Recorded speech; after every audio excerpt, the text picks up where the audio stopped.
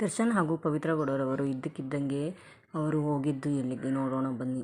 ಇತ್ತೀಚಿನ ದಿನಗಳಲ್ಲಿ ದರ್ಶನ್ ರವರು ಕೋರ್ಟ್ ಕೇಸ್ನ ಭಯದಲ್ಲಿ ಕಾಡುತ್ತಿದೆ. ಹಾಗಾಗಿ ಅವರ ಮನೆಯಲ್ಲಿ ವರಮಹಾಲಕ್ಷ್ಮಿ ಹಬ್ಬ ಪೂಜೆಯನ್ನು ಬಹಳ ವಿಜೃಂಭಣೆಯಿಂದ ಆಚರಿಸಿ ಎಂದೂ ಹೋಗದ ದರ್ಶನ್ ರವರು ಒಬ್ಬರೇ ಒಂಟಿಯಾಗಿ ಶೂಟಿಂಗ್ ಹೊರತಾಗಿ ಅವರೇ ಆಷಾಢದಂದು ಬುಧವಾರದಂದು ಅವರು ಚಾಮುಂಡಿ ಬೆಟ್ಟಕ್ಕೆ ವಿಸಿಟನ್ನು ಮಾಡಿದ್ದರು. ಇದನ್ನೆಲ್ಲ ನೋಡಿ ದರ್ಶನ್ ರವರು ಎಲ್ಲರೂ ನೆಮ್ಮದಿಗಾಗಿ ಹೋಗುತ್ತಿದ್ದಾರೆ ಎಂದು ನೆಟ್ಟಿಗರು ಹೇಳುತ್ತಿದ್ದಾರೆ. ಆದರೆ ಇತ್ತ ಪವಿತ್ರ ಗೌಡರವರು ವರಮಹಾಲಕ್ಷ್ಮಿ ಹಬ್ಬದ ದಿನದಂದೇ ಅವರು ಹಸುಗೆ ಹಣ್ಣನ್ನು ತಿನ್ನಿಸಿ ಹಾಗೂ ಅಣ್ಣಮ್ಮದೇವಿಯ ಟೆಂಪಲ್ಗೆ ಹೋಗಿ ಎಲ್ಲರ ಬಳಿ ಮಾತನಾಡಿಕೊಂಡು ಅಣ್ಣಮ್ಮದೇವಿಗೆ ಹರಕೆಯನ್ನು ತೀರಿಸಿ ಹಾಲನ್ನೆರೆದು ಪವಿತ್ರ ಗೌಡರವರು ಎಲ್ಲ ಸೋಷಿಯಲ್ ಮೀಡಿಯಾಗಳಲ್ಲಿ ವೈರಲ್ ಆಗುತ್ತಿದೆ.